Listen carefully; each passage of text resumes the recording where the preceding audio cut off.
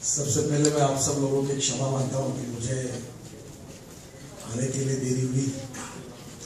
मैं मुंबई बहुत कम आता हूँ और इसके कारण आज मिलने वालों के इतने लोग घर पर आए थे कि सबसे मिलते मिलते मुझे समय लगा और देरी हुई, इसलिए आपकी क्षमा मांगता हूँ। आज का जो विषय है ये भारत सरकार के लिए, हमारे विभाग के लिए और व्यक्तिगत मेरे लिए बहुत ही प्रिय विषय है। आपको पता ही होगा कि हमारे बार बार हम इसकी चर्चा करते हैं और ये लोगों तक पहुंचाने की आवश्यकता है, इसलिए मैं उसको फिर से रिपीट करता हूं। पूरे दुनिया में जो वाटरवेज है, कोस्टल शिपिंग है, इसमें चाइना में 47 to 49% पैसेंजर और गुड्स ट्रैफिक जो है वो पानी पर है। कोरिया और जापान में 43-44% है। यूरोपियन देश जो है, फ्रांस है, जर्मनी है, इटली है, यूके है, उनमें 40% है और हमारे देश में ये केवल 3.5% है। अभी तक हम लोगों को ये सरकार ने क्यों नहीं किया, इसका जवाब तो पिंटो साहब दे सकते हैं क्योंकि वो पूरा सेक्रेटरी थे। वो बहुत अच्छा ऑफिसर थे, थोड़े पर सरकार में अच्छा काम करने वाला आदमी भी थक जाता है। जो सिस्टम है उसको development oriented, positive, fast track decision making करनी पड़ेगी। ये जो माइंड सेटअप जब तक ये सिस्टम में लोगों का बदलेगा नहीं तब तक काम नहीं होगा। और मैं अब इस बात पर विश्वास रखता हूँ कि administrative reform, bureaucratic reform is not a responsibility of the bureaucracy, but it is the responsibility of the political system. जो लोग बैज लगाकर धंधा करते हैं उनके दुख दर्द क्या है, ये नौकरी करने वाले लोगों को कभी समझ में नहीं आता। इसलिए 1.5 महीना फाइल पर बैठते हैं, 2-2 साल बैठते हैं, निर्णय नहीं करते, टालते हैं। और कोई निर्णय किया तो मीडिया वाले और लोग ऐसे टूटते हैं कि कोई करने वाला भी नहीं करता। और ऐसी स्थिति देश में पैदा हुई है कि निर्णय करने में सब लोग कर रहे हैं और इसलिए स्वाभाविक रूप से अभी तक क्यों नहीं हुआ इसको छोड़ दीजिए, जो नहीं हुआ सो नहीं हुआ। Let us think for the best. भविष्य के लिए अच्छा विचार करना यही अच्छा है। और इसलिए ये जो 3.5% है इसको बढ़ाकर कम से कम मैं चाहता हूं कि 15% तक, हमारे 5 साल जब खत्म होंगे तब तक हम 15% ट्रैफिक इस पर लाएंगे। ये आप लोगों के सहयोग के बिना नहीं हो पाएगा। इसमें और एक महत्वपूर्ण बात है कि इसमें कुछ जो ऑब्स्टेकल्स है उसमें स्वाभाविक रूप से ये जो लॉजिस्टिक कॉस्ट है, इसका इंपॉर्टेंस हमारे इंडस्ट्री को और हमारे बिजनेसमैन के जो काम कर लोगों को हमको बहुत अच्छे तरीके से समझाना होगा, जिसमें आप जैसी बिजनेस ऑर्गेनाइजेशन का रोल इंपॉर्टेंट है। हमारी लॉजिस्टिक कॉस्ट जो है किसी भी प्रोडक्ट में 30% ऐड हो रही है और इसलिए वर्ल्ड मार्केट में हम लोग, हमारा एक्सपोर्ट जो है, हमारी प्राइस जो है वो कॉम्पीट नहीं कर पा रहे। और चाइना में, यूके में, फ्रांस में, जर्मनी में, यूएसए में जो इंडस्ट्रियल एरिया है वो रिवर साइड है और वो मैन्युफैक्चरिंग करके कंटेनर तुरंत वहां से पोर्ट पे जाता है नदियों से, तो कॉस्ट बहुत कम है। जैसे हमारे अगर रोड से जाएंगे तो फॉर एग्जांपल अगर ये कॉस्ट 1.5 रुपए है और वही अगर हम रेलवे से जाएंगे तो 1 रुपया आएगी और पानी से जाएंगे तो 25 से 30 पैसे आएगी और अभी नए टेक्नोलॉजी का उपयोग करके और फ्यूल अगर बदल देंगे तो 15 पैसे आएगी। तो कॉस्ट डिफरेंस बहुत है और इस कॉस्ट डिफरेंस के लिए हमको, ये बात हुई थी एक बार दिल्ली में, प्रधानमंत्री जी ने देश के उद्योगपतियों की जो मीटिंग बुलाई थी उसमें हमारे देश के एक उद्योगपति मुकेश अंबानी, उन्होंने कहा था कि मुंबई से लंदन कोई चीज भेजना आसान है और सस्ता है, पर मुंबई से दिल्ली कोई माल भेजना कठिन है और महंगा है। और ये जो बेसिक बात है, इसके लिए कोस्टल ट्रैफिक बढ़ाने के लिए, इनलैंड वाटरवेज डेवलप करने के लिए कितने की आवश्यकता है, इसका ये महत्व है। अभी सरकार इसमें प्रायोरिटी से काम कर रहे हैं। मैं तो आपसे अनुरोध करूंगा कि मुझे पता है इस सिस्टम में क्या क्या प्रॉब्लम्स हैं, और मैं दो फिलोसॉफी में तो अक्सर बहुत दिनों से काम करता हूँ। एक, कि सिस्टम को सुधारो, और नहीं सुधार सकते तो उसको उखाड़ कर फेंक दो। दो में से एक काम करना चाहिए। तो मेरा स्वभाव पता ही हो गया लोगों को, तो अब तो मैं यही चाहता हूँ कि आपको हाँ कहो या ना कहो, रिजेक्ट करना है तो रिजेक्ट करो, निर्णय नहीं करना ये ठीक नहीं। वो पुशअप कर रहे हैं, पुराने अनेक सालों की आदतों के कारण सिस्टम को सुधारना थोड़ा समय लगेगा, और सिस्टम ट्रांसपेरेंट हो, पॉजिटिव हो, डेवलपमेंट ओरिएंटेड हो, और टाइम हो, और करप्शन फ्री हो, लोगों को तकलीफ देने वाले सिस्टम ना हो। और इसलिए इस पूरे सिस्टम में कितने सुधार कर सकते इसका हम अध्ययन कर रहे हैं। मॉडर्नाइजेशन, मैकेनाइजेशन एंड कंप्यूटराइजेशन का हमने बहुत अच्छा काम शुरू किया। एक इंटरनेशनल कंसल्टेंट को हमने हमारे 12 मेजर पोर्ट और 3 हमारी organisation, shipping corporation, dredging corporation और अपनी कोचिंग शिप है, 15 ऑर्गेनाइजेशन का अध्ययन करने के लिए कहा था। उन्होंने उनको रिपोर्ट दिया है, और उसके 120 सजेशंस उन्होंने दिए हैं। अभी आज के तारीख में शायद 28 से 30 तक हमने इम्प्लीमेंट किए हैं, और हम मंथली में हर रिव्यू उसका हर मंथ में होता है, और उसका चमत्कार भी हमको देखने के लिए मिलता है। This is the first year in the history of country कि हमारे 12 मेजर पोर्ट और हमारे 3 ऑर्गेनाइजेशन पकड़ के हमारा सब जगह प्रॉफिट है, और profit will be more than 6,000 crore. पहली बार बहुत अच्छा साइन हमको मिला है, और इसलिए स्वाभाविक रूप से ये जो मेजर पोर्ट से इसको सुधारने का जो काम हम कर रहे हैं, और भी जैसे सुझाव आते हैं, कस्टम के बारे में मुझे खुद जानकारी है, कैसे तकलीफ देते हैं। अगर वो पर कंटेनर कमीशन नहीं मिलता तो वो कंटेनर खाली करो, पूरा चेक करो। पर कंटेनर मिलता है, आपको वोकल हो, आप चिल्लाओ, बोलते जाओ, आने दो प्रेस में। जहां आपके साथ अन्याय होता है, जहां करप्शन है, उसके ऊपर चिल्लाने का काम करो। नरेंद्र मोदी जी, हम और हमारी सरकार करप्शन के बारे में हमारा 0 टॉलरेंस है। We are not going to tolerate this. और इसलिए मैंने फाइनेंस डिपार्टमेंट के सेक्रेटरी को कहा कि 12 मेजर पोर्ट में जो आपको मशीनरी लानी है, best in the world, X-ray machine लानी है, कंप्यूटर्स लानी है, जो चाहिए बताओ, आप केवल स्कीम को मंजूरी दो, कॉस्ट हम बेयर करेंगे।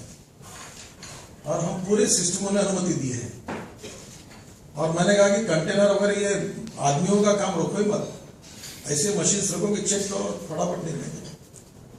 3-3 दिन 4-4 दिन पड़े हैं, जब तक वो हमारे पोर्ट में भी, अब जैसे ट्रांसपोर्ट ऑफिसेस में दलाल होते हैं, वैसे उधर भी उसका नया नाम है क्या, फाइनेंशियल सर्विसेज सर्विसेज। वो ये सब जरूरी नहीं है। और इसलिए हम लोग ये कोशिश करें कि हमारी सिस्टम में कंप्यूटराइजेशन हो, मैकेनाइजेशन हो और मॉडर्नाइजेशन हो, और इसको पूरा सुधारने का प्रयास हमारा चल रहा है।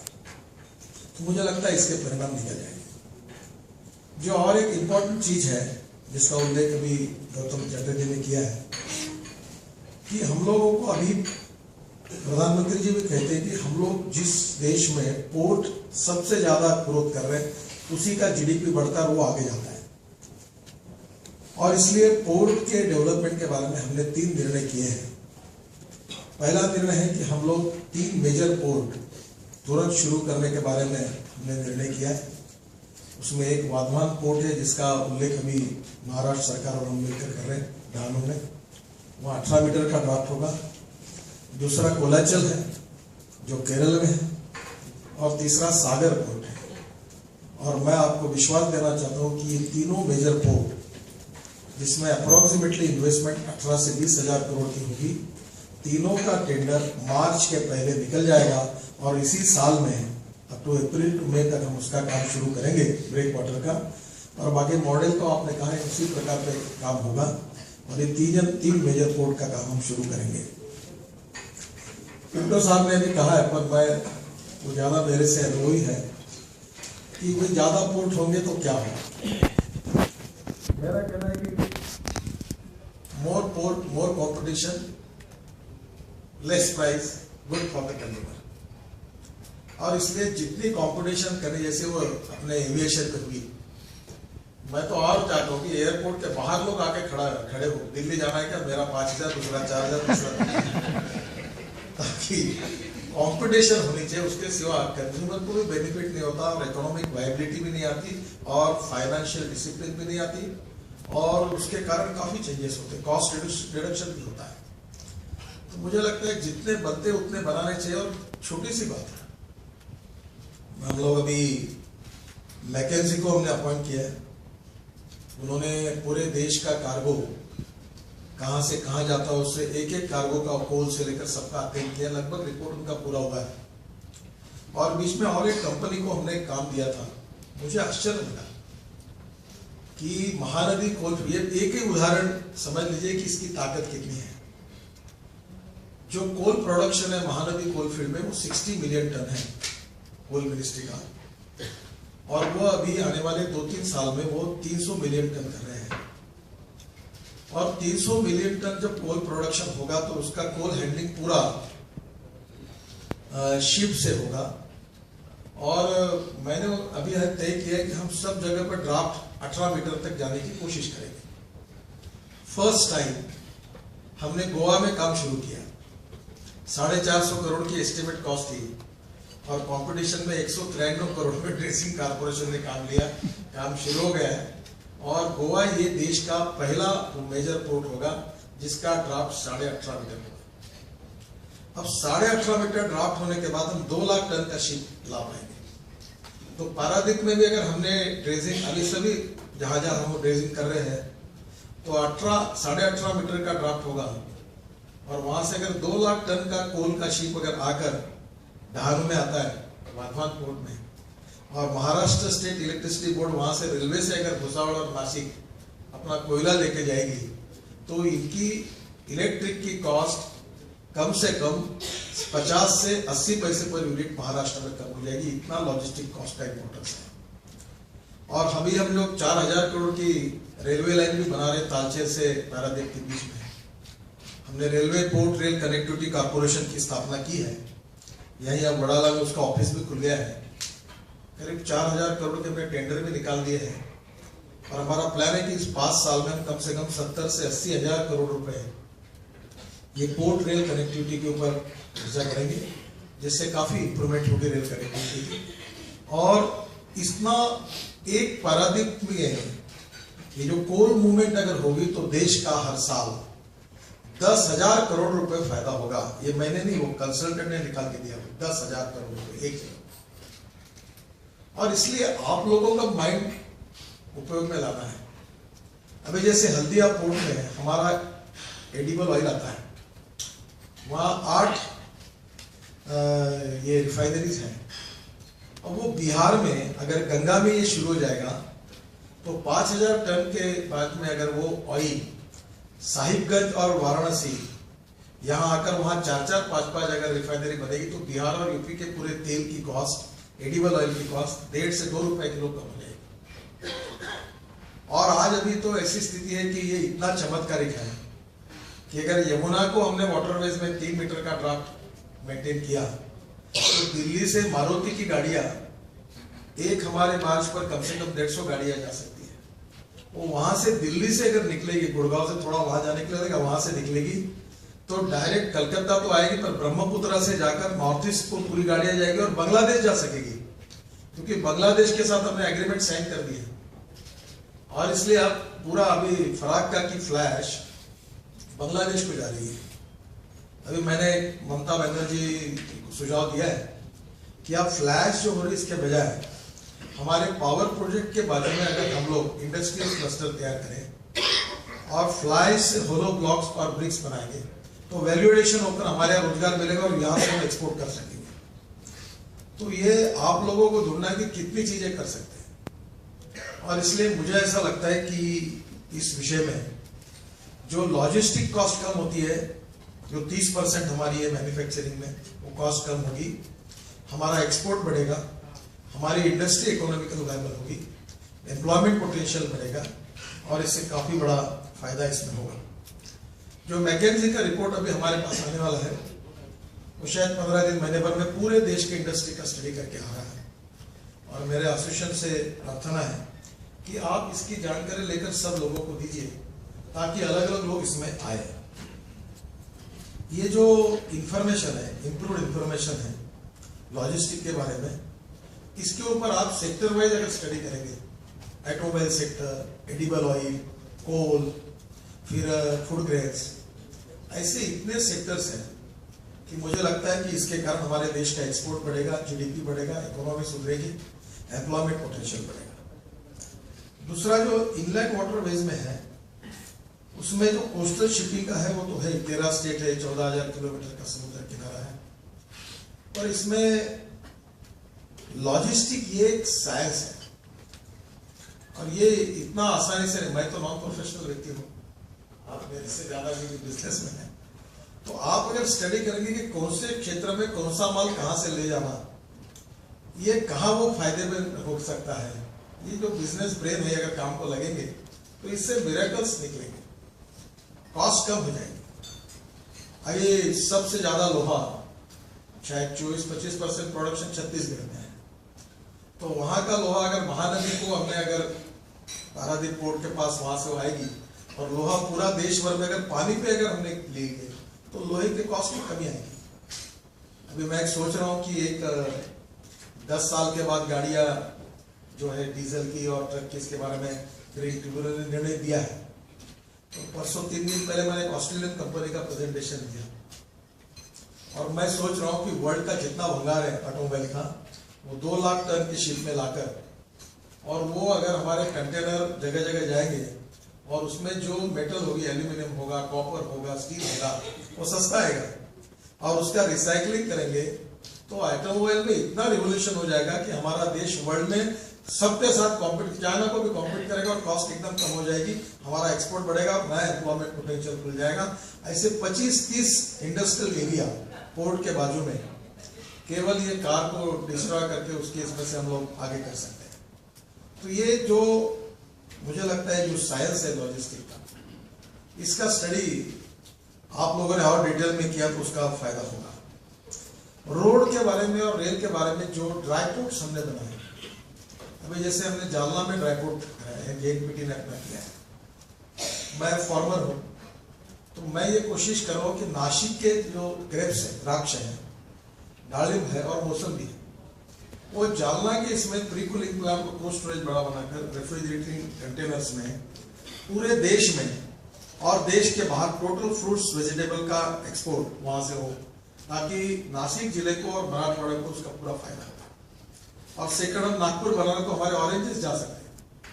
तो कहीं ना कहीं इसमें मुझे ऐसा लगता है कि जो ये logistic as a science, economic viability के साथ expansion of business with innovative manners to find out the economic viability related the different products, इसकी बहुत बड़ी आवश्यकता है और इसमें से बहुत सी बातें आपके सामने आएगी। एक इनलैंड वाटरवेज के बारे में जो प्रयास है, जो मैं आग्रह से आपको कहूँगा, आज सुबह वर्ल्ड के सीईओ और सब लोग मेरे घर पर आए, मैंने सबको अनुरोध किया है कि देश में प्रदूषण बहुत बड़ी समस्या है।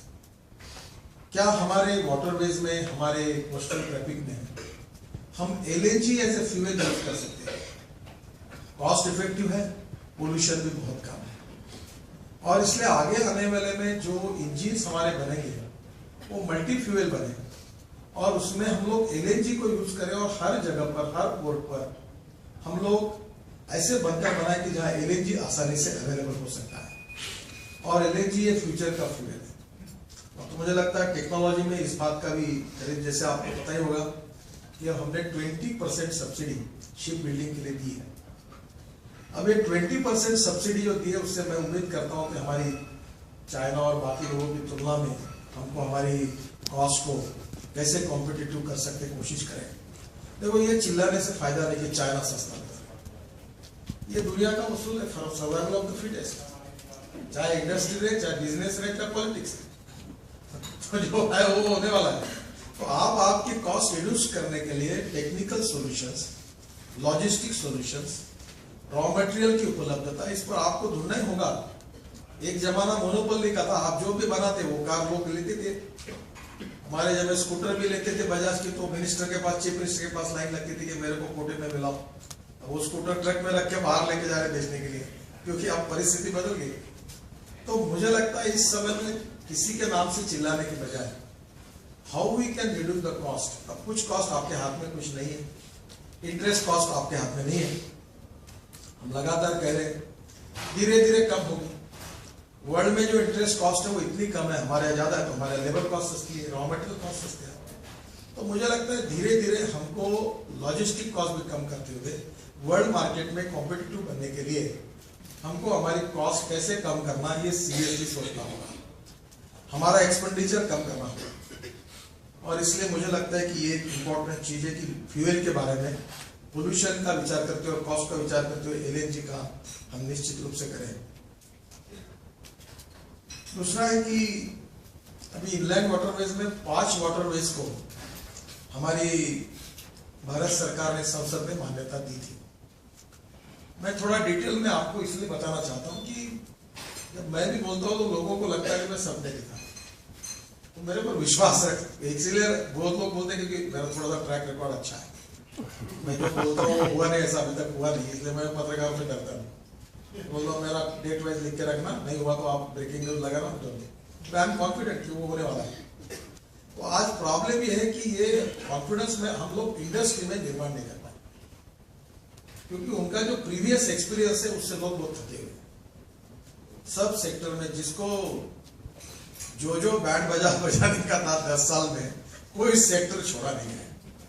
और इसलिए डिले के कारण, रेट टेपिज्म के कारण, एनवायरमेंट फॉरेस्ट के कारण, निर्णय न करने के कारण, और ऐसा पिटाया सेक्टर को कि अच्छे अच्छे लोग जो हवाई जहाज में चलने वाले थे वो साइकिल पर आ गए, इतनी हालत खराब हो गई। और उनके दुख दर्द को मैं समझता हूँ।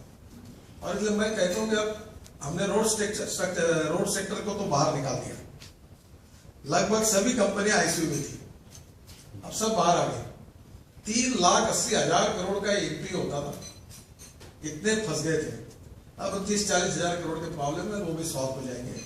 और मुझे लगता है कि रोड सेक्टर तो उसमें से निकल गया, पर निकलने के बाद जो कॉन्फिडेंस लेवल है वो भी बेचारे थके हुए हैं। पुराने एक्सपीरियंस बैंकों में भी थके हुए हैं, अच्छे कंपनियां, फ्लैगशिप कंपनियां भी बैंकों में ऐसी हालत खराब है, कोई बैंक फाइनेंस के लिए तैयार नहीं। इस स्थिति में लेवल ऑफ कॉन्फिडेंस बढ़ाना इंडस्ट्री और बैंकों के बीच में ये बहुत बड़ी आवश्यकता है। और नए सरकार आने के बाद जो नया इकोनॉमिक अप्रोच हमने स्वीकार किया, उसके आधार पर मैं आपको विश्वास दिलाता हूँ कि आप हमारी सरकार पर विश्वास रखिए। 5 साल में हम लोग ट्रांसपेरेंट तरीके से, time bound, corruption free, fast track decision making process, ये पॉलिसीज को हम इम्प्लीमेंट करेंगे। और उसमें आप लोग आगे आइए, पुराने अनुभव से भूलिए और छोड़ो कल की बातें, नए दौर से लिखेंगे हम नई कहानी। तो आप उसको अब दोहराइए मत। आई नो दैट कि आपका दुख दर्द क्या है। अब उसको भूलकर नया काम शुरू करिए। मैंने कॉन्ट्रैक्टर को कहा कि जाने दो, 200-400-500 करोड़ रोड सेक्टर में गया होगा, तो नए काम मैंने 1.5 लाख करोड़ के काम अभी तक साइन किए। बोला 3 साल में 5 लाख करोड़ रोड मुझे देना है, नए काम लो, पैसे कमाओ, पुराने अक्ल खाते में जमा करो और छोड़ दो, उसको चिल्लाओ। मैं भी कुछ कर नहीं सकता, आप भी कुछ कर नहीं सकते। लेट अस थिंक पॉजिटिवली, नया सोचो, और ये प्रॉफिट से वो निकाल डालो कहते हो, उसकी जो कोई ऑप्शन नहीं। तो मेरा एक आपसे रिक्वेस्ट है कि इस सेक्टर में ऑलरेडी हमने गंगा, ब्रह्मपुत्र, महानदी, उड़ीसा की नदी श्रावणी, क्या नाम जो ब्राह्मणी और महानदी की उसमें जो है, और बकिंगहम कैनाल और केरल का बैक 5 को हमने अनुमति दी है। इसमें से गंगा में बहुत अच्छा काम 4,200 करोड़ रुपए वर्ल्ड बैंक ने हमको मंजूर करके दिए, काम शुरू हो गया। हम लोग 3 मल्टी मॉडल हब बना रहे हैं, एक है वाराणसी, साहिबगंज, झारखंड में, इंडिया में 1100 करोड़ रुपए के ये मल्टी मॉडल हब के कॉन्ट्रैक्ट निकल गए। एक का वर्क ऑर्डर दे दिया, दोनों के वर्क ऑर्डर मार्च के पहले होंगे, तीनों का काम शुरू हो जाएगा। और ये 1100 करोड़ की इन्वेस्टमेंट इसमें करने है। दूसरी बात जिसका उल्लेख अभी किया है, इसके साथ हम 30 और ऐसे फ्लोटिंग जेटी जहाँ हो गया, ऐसे वाटर पोर्ट तैयार कर रहे हैं जो वाराणसी टू हल्दिया के बीच में है। और इसलिए फराक्का का जो गेट है उसको भी 380 करोड़ का काम हमने मंजूर किया जाए 24 घंटा रोजगार में, तो वो भी काम शुरू हो गया, तो वो भी वर्क ऑर्डर हमको दिया है। तो मुझे लगता है कि आने वाले समय में ये वाराणसी टू हल्दिया जो है ये बहुत जल्दी आपको इसके रिजल्ट देखने को मिलेंगे। हम 3 मीटर का ड्राफ्ट मेंटेन करेंगे और इसमें से ये वाटर ट्रांसपोर्ट के लिए खुला हो जाएगा। अब जैसे आप हल्दिया जाते हैं तो वहां से ब्रह्मपुत्रा में जाकर आप बांग्लादेश तक जा सकते हैं, क्योंकि आप वहां तो पानी के ड्राफ्ट का कोई प्रॉब्लम नहीं है।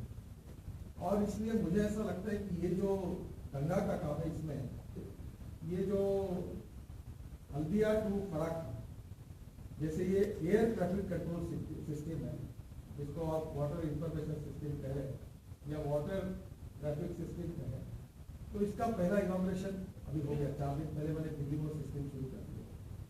तो आप अभी टावर भी खड़े हो रहे हैं, वो सब हो गए थे, तो सिस्टम को मैंने इनॉग्रेट किया। तो फराक्का टू हल्दिया हुआ है, अब फराक्का टू वाराणसी, फराक्का टू पटना और पटना टू वाराणसी, ये भी जल्दी हो जाएगा।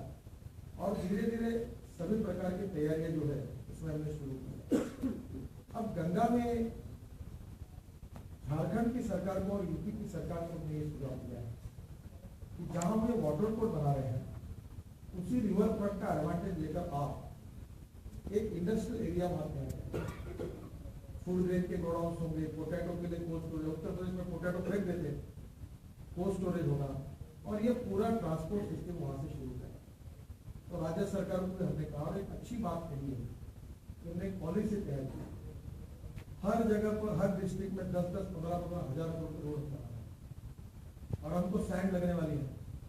और इतना स्लिंटेज हुआ है कि बाढ़ आ रहा है, तो हमने उन सरकारों को, जैसे दिल्ली के सरकार को मैंने कहा कि यमुना में NHI free of charge dredging करके जो 45 मीटर विड्थ और 3 मीटर का ड्राफ्ट मेंटेन करना है, ये फ्री ऑफ चार्ज NHI काम करके देंगे। तो सैंड जो मिलेगी वो NHI को फ्री ऑफ चार्ज दे दो और बाकी स्टेट गवर्नमेंट के काम के लिए यूज करो और बाकी आप ऑप्शन करो। तो सभी राज्य सरकार को हमने कहा है, तो हमारे पास इतना काम है, ये सैंड अगर उसका ड्रेजिंग फ्री ऑफ चार्ज हो जाएगा तो उतना पैसा बचेगा। तो यमुना में, गंगा में ये प्रपोजल हमने दिया है। तो उसके लिए तेलंगाना में मैं 2 दिन था, तो वहाँ के मुख्यमंत्री ने मुझे अनुमति दी, चंद्रबाबू नायडू आंध्र प्रदेश मुख्यमंत्री, उन्होंने अनुमति दी, ममता जी ने कहा कि हम भी इसमें सहयोग करेंगे, महाराष्ट्र के मुख्यमंत्री ने कहा हम भी सहयोग करेंगे, केजरीवाल जी ने मुझे कहा कि हम तैयार हैं। अब मैं कॉन्फ्रेंस लेकर वो एमओयू साइन करके करूंगा, तो सैंड अगर वो ड्रेजिंग फ्री ऑफ चार्ज होगा तो कॉस्ट बचेगा। दूसरा इंपॉर्टेंट चीज ये है कि ये रिवर को ड्रेजिंग करना है, बहुत बड़ा काम है। तो जैसे कुछ काम तो हम लोग कर लेंगे, क्योंकि हम लोग 3 मीटर का ड्राफ्ट मेंटेन करना चाहते हैं, तो ये ड्रेजिंग में भी बहुत बड़ी अपॉर्चुनिटी है। अब ये अपॉर्चुनिटी है, पर इसको ट्रांसपेरेंसी होनी चाहिए। अभी गोवा के लिए मैंने पहले PPP मॉडल में तैयार किया था कि 2 लाख टन का, अगर समझो आज 80,000 टन का शिप आता है और कल अगर उसके कारण 1,80,000 का आएगा, तो 80,000 के ऊपर का जो टनेज होगा उसको टोटल रॉयल्टी लगेगी, उसके 100 रुपए बचेंगे, तो 30 रुपए हमको दे, 70 रुपए फायदा वो ले, तो उसमें 2 साल 3 साल में ड्रेजिंग कॉस्ट निकल जाती है। तो मैं आपसे अनुरोध करूंगा कि अब ये रोड सेक्टर में जो PPP मॉडल है, और मैं, मेरे ऊपर इसलिए आप विश्वास रखिए कि इस देश के PPP का मैं जन्मदाता। इस देश का पहला PPP road Thane Bhiwandi bypass Mumbai के पास का ही हमने शुरू किया। और मैं आपको विश्वास के साथ बताता हूं कि रोड सेक्टर में तो रोड मेंटेन करने का यहाँ तो कोई काम नहीं है और ये बहुत आसान है। और इसलिए ये इनलैंड वाटरवेज में PPP मॉडल 100% सक्सेसफुल है। अगर आप स्टडी करोगे तो आएगा, ट्रैफिक आने वाला है, कॉस्ट इफेक्टिव है, पोल्यूशन फ्री है, इम्पोर्ट सब्सिडी। और इसलिए मेरा आपसे अनुरोध है कि इसका प्रोजेक्ट अभी 5 प्रोजेक्ट को हमने ऑलरेडी उसका काम कर रहे हैं। अब 111 नदियों इनलैंड वाटरवेज में कन्वर्ट करने का भी हमने पार्लियामेंट में सबमिट रखा। आपको पता होगा इस सेशन में वो भी यूनियनिमस की नदी ऑल पार्टी, मुझे खुशी इस बात की कि ऑल पार्टी जितने कांग्रेस कम्युनिस्ट सब ने इसका समर्थन किया, कहा कि नहीं होगा और आप लोग कर रहे हैं, इसमें हमारा सहयोग है, हम इसको वो राज्यसभा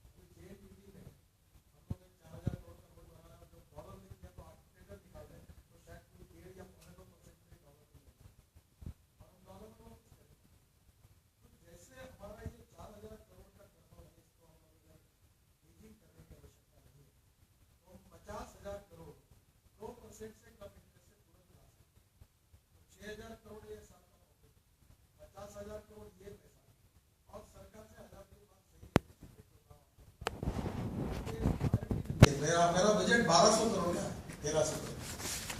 भाई आप लोगों ने फाइनेंस मिनिस्टर को, पहले मंत्री को कहना चाहिए। मैं कह रहा हूं कि प्रधानमंत्री जलमार्ग योजना के लिए इसको पैसा दो, और नहीं तो कोई अनुमति दो कि कोई वर्ल्ड बैंक से, एडीबी से 50-60 हजार करोड़ का प्रोजेक्ट बनाकर पैसा ले, या नहीं तो मैं तब तक चुपचाप नहीं बैठूं। मैं ये 6000 करोड़ के प्रॉफिट को पोर्ट की मॉडर्नाइजेशन, मैकेनाइजेशन और कंप्यूटराइजेशन के लिए खर्चा करूंगा, और पोर्ट का जो डॉलर का टर्नओवर है 6000 प्रॉफिट तो इसमें डालूंगा, इंडियन वाटरवेज में, और उससे भी ये 50,000 करोड़ के 2% से कम इंटरेस्ट होंगे, वो भी इसमें डालेंगे। तो आज ये 55,000 60,000 करोड़ कोई कम नहीं है। और उसमें भी हम करेंगे कि भाई एक समझो वाटरवेज बनाना है, तो हम कहेंगे 40% सब्सिडी हम देंगे, तो 60% आप डालो। तो जो इंटरनल रेट ऑफ रिटर्न जहां 12 और 13 का है, वहां पीपीपी मॉडल में जाएंगे, वहां कहीं 10%, कहीं 12%, 20%, कहीं 30% सब्सिडी देंगे, एश्योर करेंगे कि इतना ट्रैफिक आएगा तो हम रिस्क लेंगे। तो इसके कारण और प्राइवेट इन्वेस्टमेंट आएगी, तो 1,20,000, 1,50,000 करोड़ इस सेक्टर में इन्वेस्ट करना कोई कठिन नहीं है। और ये जो मॉडल है, इसमें से मुझे लगता है कि हम लोग निश्चित रूप से कम समय में काम कर सकेंगे। तो ये जो सिस्टम की जो बात हुई है, इसमें निश्चित रूप से